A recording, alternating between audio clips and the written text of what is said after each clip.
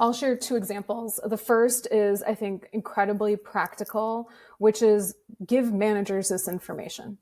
I was totally validated in this effort when a new VP told me that this was a single most valuable piece of information to get to know his team and help him ramp up to being effective as a people leader and understanding how his organization worked. And by that, I mean, we actually embedded into one of our systems for a manager view when you're looking at your team member's profile. Who do they go to for help or advice? Who do they say motivates them? And then on the flip side, who comes to them for help or advice or who motivates them? And it's also helpful for a manager if you have somebody who is leaving, check their network. What kind of impact might that have? Like if they are key between your team and another team that you very rarely work with, but they are a broker in that relationship as part of the network, who's going to play that role when they leave?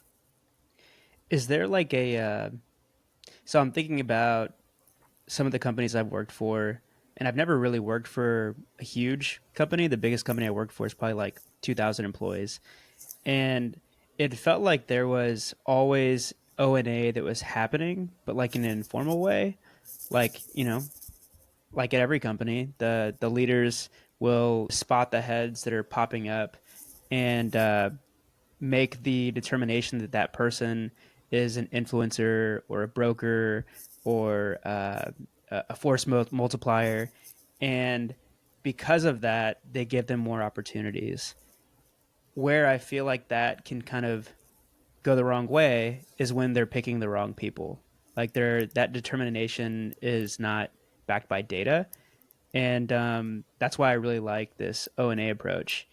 And so another thing that came to mind is it feels like a lot of times the brokers, the influencers, or I'm forgetting the three different names, but they tend to be the same people. Do you Is that something that you also see in the data? Not the network influencers and the force multipliers or central nodes. There's overlap there for sure. But there Yeah. are also people that don't show up like on any other list that actually are influencers.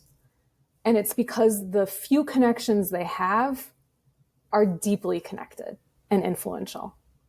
So the quality of their connections actually looks different than the most connected people. So you might have 50 connections, but compared to somebody else who has 5 really all-star A-team connections, like that person actually might prove to be more Yeah. of the influencer. Yeah.